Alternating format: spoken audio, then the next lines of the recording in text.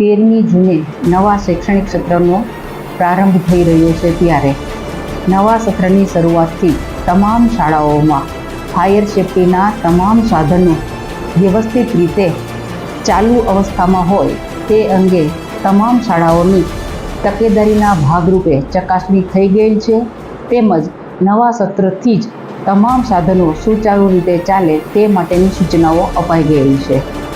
જે શાળામાં જર્જરિત મકાન છે તેની વૈકલ્પિક વ્યવસ્થાઓ કરવા અંગેની સૂચનાઓ પણ દરેક સંચાલક મંડળ, તમામ ટીપીઓશ્રી અને બીઆરસી મિત્રોને પણ અપાઈ ગયેલી છે.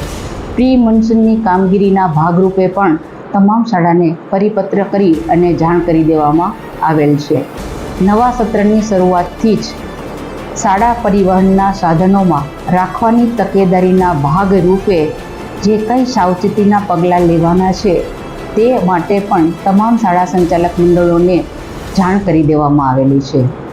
આમ ફરી નવા સત્રની શરૂઆતથી તમામ સીઆરસી, બીઆરસી મિત્રો તેમજ ચેકિંગના ભાગરૂપે કેળવણી નિરીક્ષક તેમજ તાલુકા પ્રાથમિક શિક્ષણ અધિકારી મારફત તપાસ કરવામાં આવશે અને જ્યાં પણ ભૂલ કે ચૂક જણાશે તો નિયમ અનુસારની કાર્યવાહી કરવામાં આવશે.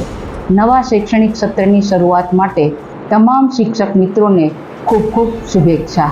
અસ્તુ.